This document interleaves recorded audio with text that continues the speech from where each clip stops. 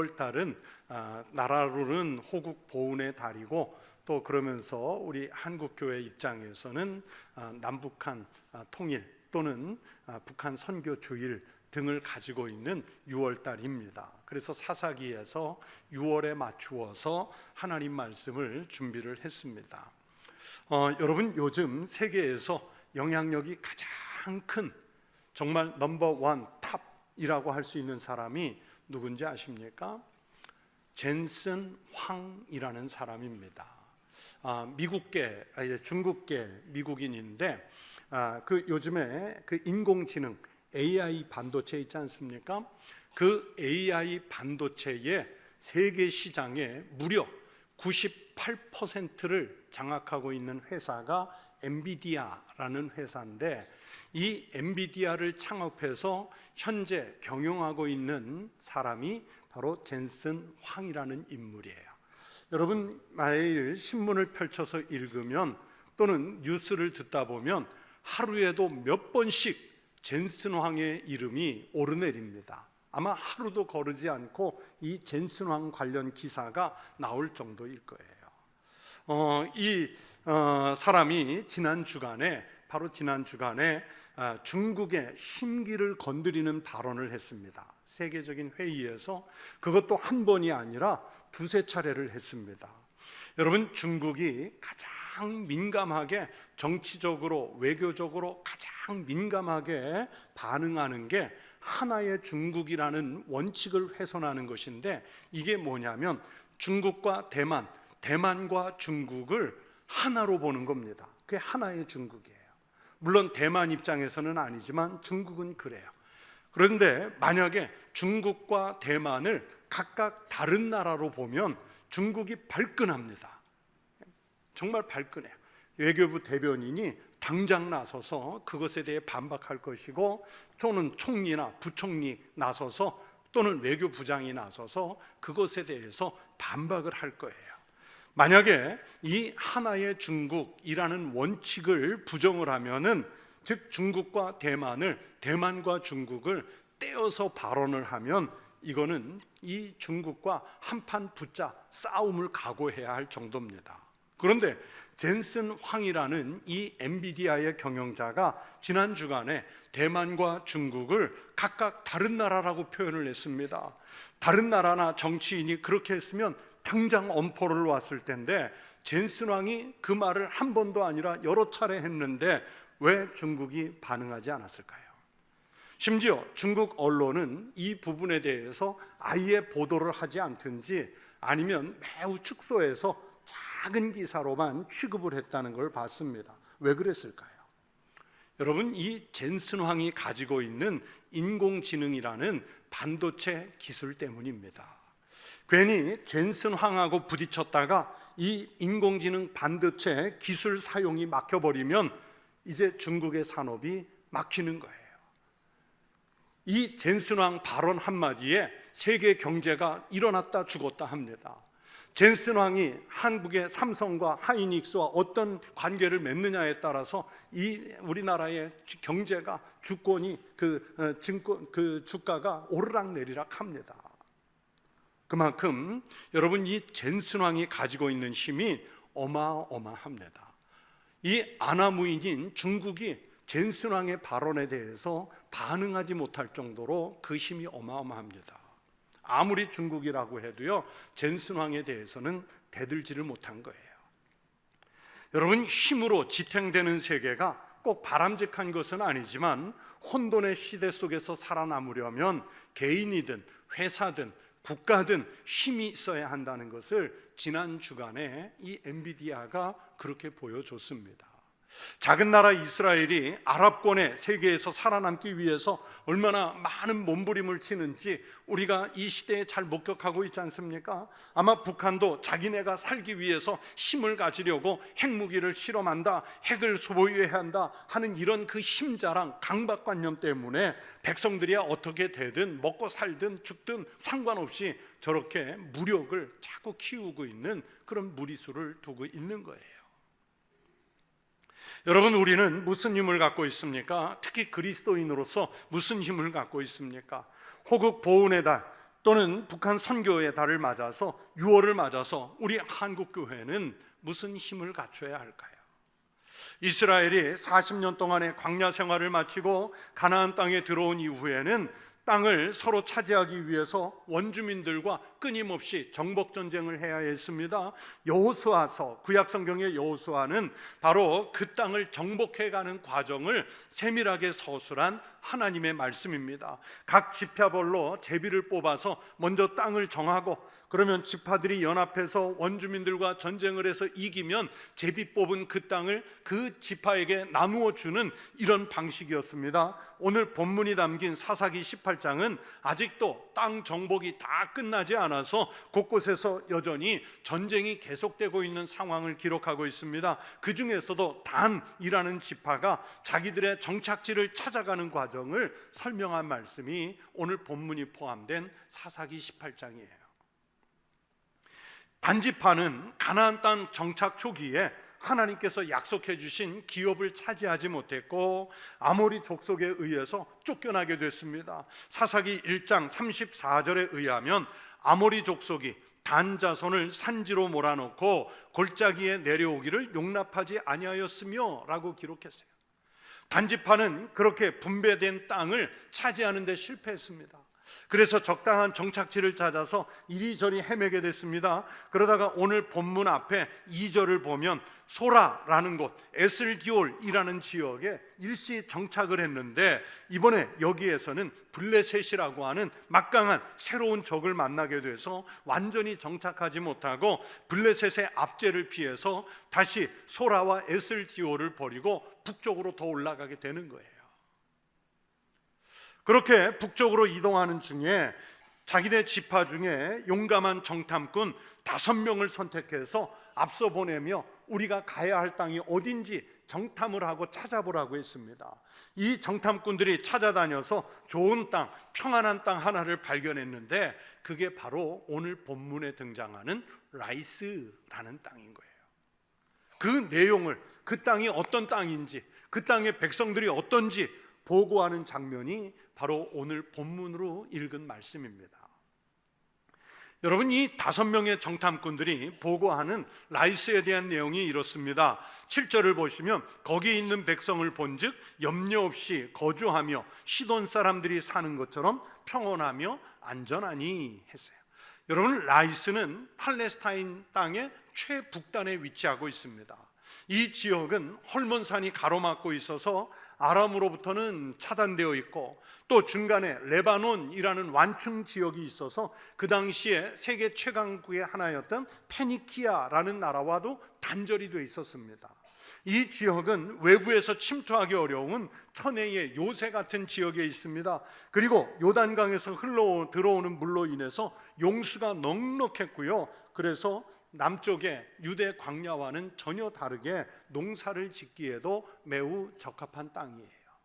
몇 년 전에 우리 교회 성지순례를 갔을 때 저와 같이 간 우리 성도들에게 바로 그 단 땅을 보여줬습니다. 너무나 좋은 환경에서 살다 보니까 이 지역 사람들이 다 성에 젖어서 외부의 침략에 대해서는요, 오늘 성경에 보니까 무방비 상태예요. 그래서 염려 없이 살고 있다고 말씀하죠. 그리고 시돈 사람들이 사는 것처럼 평온하며 안전하다 말씀했는데 주석학자들은 이걸 뭐라고 하냐면 풍족한 가운데서 여유를 즐기며 사는 상태라고 해석을 해요. 그리고 비교가 된 시돈 사람들이 그 당시에 동서무역의 중개지로, 그리고 상하 제품을 제조하는 사업이 발달해서, 산업이 발달해서 매우 큰 무역 자본을 갖고 있는 그런 땅이 시돈이거든요. 그만큼 경제적으로 풍족했어요. 그러니까 라이스 사람들이 땅은 작고 사람은 얼마 안 되면서도 마치 큰 시돈 지역 사람들처럼 매우 여유롭게 살고 있었다는 뜻입니다. 그러면서도 시돈과는 거리가 멀어서 시돈 사람으로부터 공격당할 일도 없고 또 외부의 사람들이 침략해 올 가능성이 적었다, 그렇게 보면 됩니다. 그리고 또 정탐꾼들이 본 것은 그 땅에는 부족한 것이 없으며 부를 누리며 시돈 사람들과 거리가 멀고 어떤 사람과도 상종하지 아니함이라 했습니다. 부족한 것이 없고 어떤 사람과도 상종하지 않는다 하는 말을 학자들은 통제하는 사람이 없고 다스리는 왕이 없다, 이렇게 해석을 한 거예요. 여러분, 고대 왕정 시대에 왕이 없다는 것은 독재자가 없다, 갈취하는 사람이 없다는 뜻이죠. 왕이 있고 권력을 잡은 시스템이 있으면 그 권력을 유지하기 위해서 많은 세금을 징수해야 되고 군사적인 필요를 위해서 또 징용을 가고 했을 것입니다. 우리도 나라에 세금을 내야 살고 있지 않습니까? 오늘날도 한 국가나 공동체가 유지되려면 그 규모에 걸맞는 비용이 필요합니다. 사람이 필요합니다. 그래서 사실은 조직을 유지한다는 게 매우 어렵습니다. 그러나 라이스에는 지금 그런 국가 조직이 없는 거예요. 좋게 보면 이상 국가를 꿈꾸는 그런 형태였습니다. 이렇게 좋은 땅을 정탐하고 돌아온 단지파 5명의 정탐꾼들이 자기들이 지파로 돌아와서 보고를 하지요. 9절에 보시면 이르되 일어나 그들을 치러 올라가자. 우리가 그 땅을 본즉 매우 좋더라. 너희는 가만히 있느냐? 나아가서 그 땅 얻기를 게을리 하지 말라. 당장에 치러 올라가자는 거예요. 그리고 승리를 장담하는 말도 합니다. 10절에 너희가 가면 평화로운 백성을 만날 것이요 그 땅은 넓고 그곳에는 세상에 있는 것이 하나도 부족함이 없느니라. 하나님이 그 땅을 너희 손에 넘겨주셨는지라 하는지라. 그러니까 사람들에게 승리의 확신을, 희망을 심어주는 거예요. 본문 이후에 나오는 말씀들을, 결과들을 말씀드리면, 여러분 11절 말씀해 보면 단지파가 이 라이스를 공격하는데 군사 몇 명을 사용했을까요? 군사 몇 명을 사용했을까요? 뭐 6천 명? 6만 명? 60만 명? 아니요, 달랑 600명의 군사만 동원했습니다. 군사 600명을 동원해서 라이스 땅을 정복하고 그곳의 이름을 단으로 부르기 시작했다고 18장 29절이 말씀해요. 단지파는 원래 목표했던 라이스 땅을 그렇게 쉽게 정복했습니다. 사사기 18장 27절에 보면 걱정이 없어요. 염려가 없어요. 한가하게 거닐고 있는 사람들이 돼버렸어요. 그 나라니까 쉽게 정복당했죠. 또 28절에 보시면 단지파 공격에 라이스 사람들이 속수무책으로 당합니다. 그들을 구원할 자가 없다고 했습니다. 자기들이 스스로 지킬 힘도 없고 외부와 좋은 관계를 맺어서 도와줄 나라도 없었습니다. 자기들끼리 살기는 좋았지만 힘도 없이 단절된 나라는 이렇게 속절없이 무너지고 만다는 것을 이 나라가 보여주는 거예요.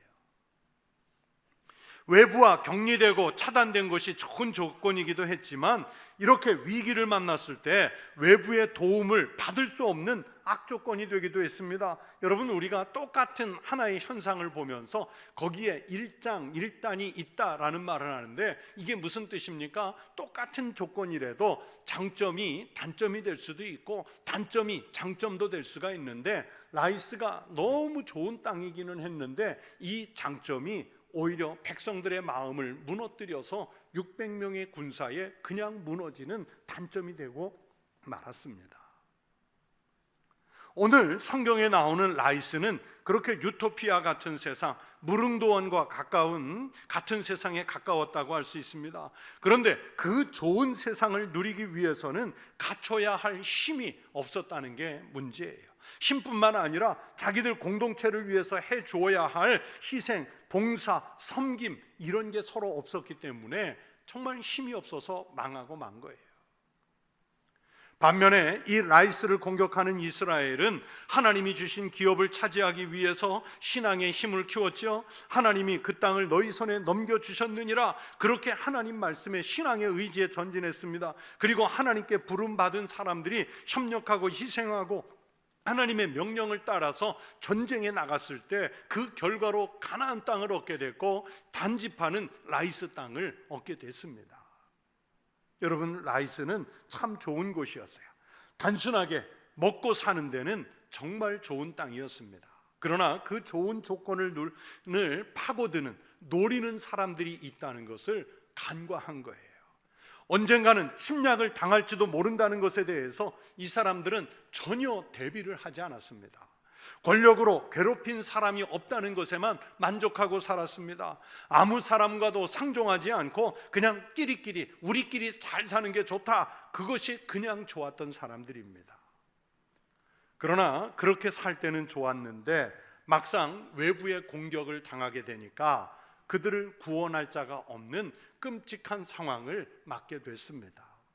라이스는 여러분 단지파라는 외부의 공격에 의해서 망한 것이기도 하지만 이 부분의 성경을 읽을 때 저는 늘 생각하는 것은 외부의 공격보다 이미 자기들 내부에서부터 위험성이 만들어지고 있었다. 안일함, 나태함, 게으름, 한적함, 이런 것들이 그들을 멸망시켜가고 있었던 겁니다. 서로 간섭하지 않고 자기 것 자기가 챙기면서 사는 게 편할 수 있습니다. 그러나 그렇게 되면 힘이 없어지는 거예요. 깨어있는 사람이 있을 때, 정신 바짝 차린 사람이 있을 때 그 평안, 안정, 기쁨, 행복이 유지될 수 있는 것입니다. 여러분, 그래서 공동체가 살고 나라가 살려면 깨어있어서 힘을 키우는 능력이 필요해요.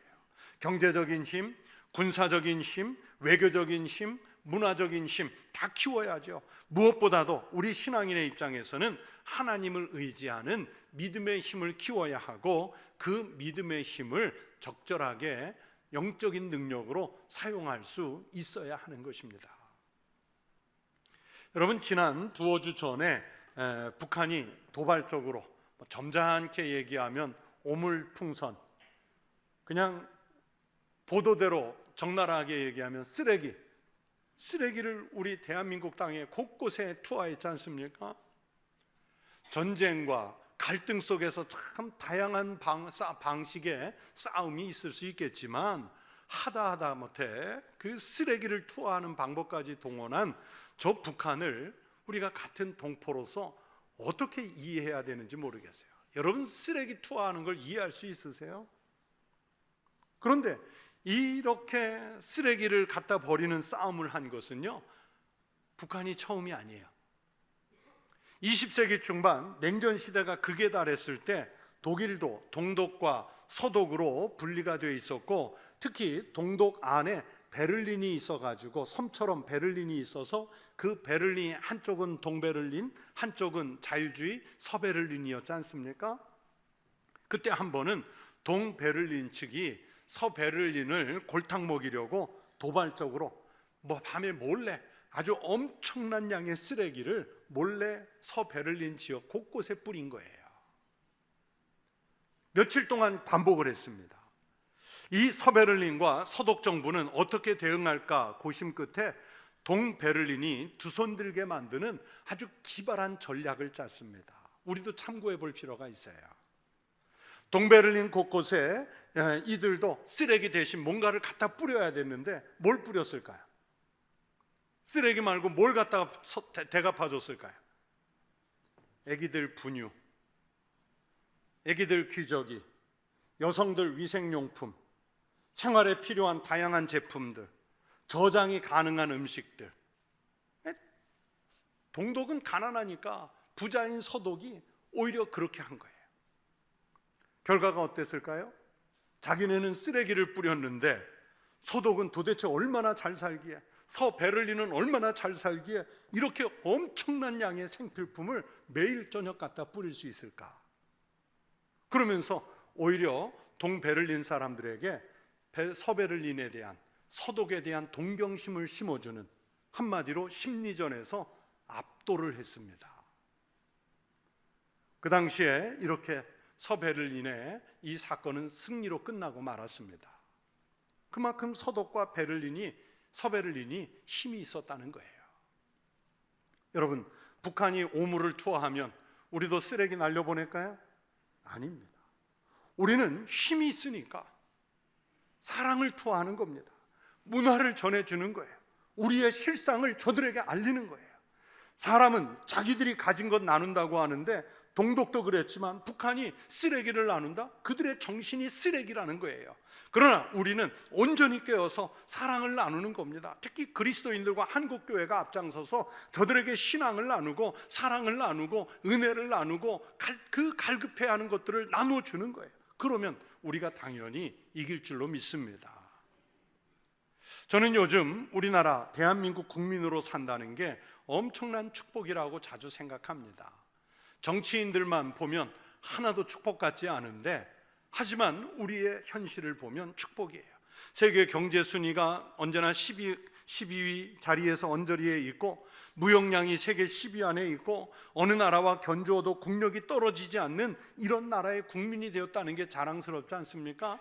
저희들 어렸을 때 60년대 70년대 얼마나 어려운 나라였습니까? 그런데 그것을 극복해내고 오늘의 이런 부강한 나라, 선진국 반열에 오른 나라를 이루었다는 거 생각하면 자랑스럽잖아요.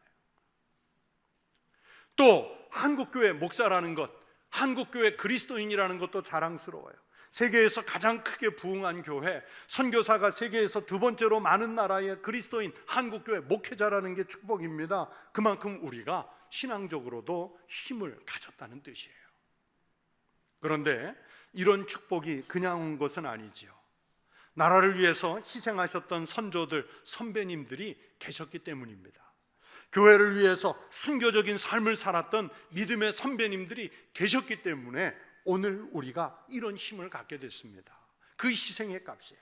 그렇다면 우리도 은혜의 힘을 써야 하고, 또 희생할 것을 해야 우리가 바른 힘을 키울 수 있고, 또 그것을 사용할 수 있게 됩니다. 우리의 믿음의 선배들은 예수님이 그렇게 사셨기 때문에 우리 그리스도인도 그렇게 살아야 한다는 믿음을 가지고 살았습니다. 그것이 교회를 지켜왔고, 나라를 지켜왔고, 세상을 지키는 힘의 원동력이 됐습니다. 제1차 세계대전, 또 일본군의 미국 진주만 공습으로 시작된 제2차 세계대전, 우리나라 6.25 전쟁 등을 보면요, 하나같이 설마 전쟁이 일어날까? 그러면서 태평하게 세월을 보내고 있던 사람들이 그 시대에 기습을 당하면서 전쟁이 시작된 거예요. 오늘 성경 말씀 속에 라이스가 염려 없이 풍족하게 한가하게 그렇게 살고 있다가 단지파에게 당하지 않습니까? 평화로움을 그 시기하고 질투하면서 그 평화를 깨트리려고 하는 세력은 항상 있다는 것을 알아야 합니다. 특별히 그리스도인은 그 의미를 누구보다도 잘 아는 사람들입니다. 예수님은 우리를 구원하시고 우리에게 삶의 평화와 평안을 주시고 영원한 안식을 주시기 위해서 하늘 아버지 하나님의 힘을 가지고 계심에도 불구하고 십자가에 달리셨지 않습니까? 그래서 진짜 힘 있으신 거예요. 진짜 능력이 있으신 거예요. 그리스도인은 그리스도를 닮은 삶을 사는 사람들입니다. 여러분, 그리스도를 닮은 삶을 산다는 것은 고통스럽습니다.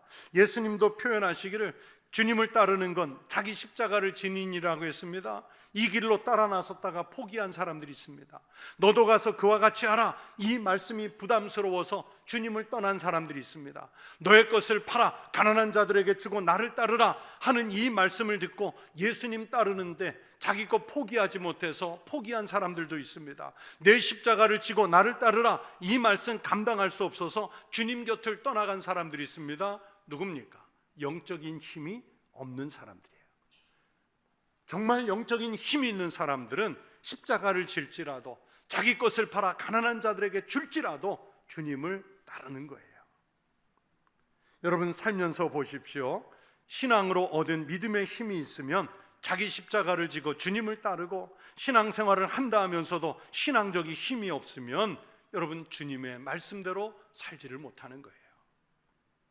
성도 여러분, 우리는 그리스도인이라는 이름도 가졌고 천국교회 교인이라는 이름도 가졌는데, 삶의 자리에서는 그리스도인으로서 신앙적인 힘을 발휘하지 못하면 언제 공격을 받아서 흔들릴지 모릅니다. 여러분, 우리 교회의 뒤를 한 번쯤 돌아보시기 바랍니다. 오늘날 우리는 마치 라이스와 같은 너무 안전하고 격리된 곳에서 그냥 일주일에 한 번 교회에 나오는 것으로 만족한 신앙은 아닌지요? 여러분, 그러면 힘없어요. 나라의 어떤 특정한 지도자들이 또는 목사님이나 장로님들이 그분들이 알아서 나라를 위해서 기도해 줄 것이고 국민으로서의 애국자적인 삶을 살아줄 것이라? 아닙니다. 우리는 그리스도인으로서 한 사람 한 사람이 내 삶의 자리에서, 내 가정 안에서, 내 일터 속에서, 내 사회 속에서 자기의 일을 시민으로서 신앙 고백적으로 잘 감당하면서 사셔야 합니다.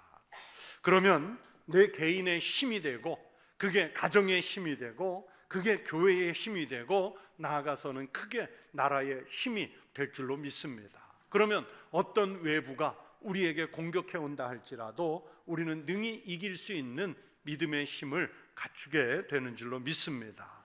나라를 위해서 기도하시고, 교회를 위해서 살아가시고, 가정도 하나님 뜻 가운데 지켜가시는, 그리고 여러분의 일터 속에서 그리스도인다운 힘을 발산하며 살아가는 그런 힘을 갖춘 성도들이 되시기를 축원합니다.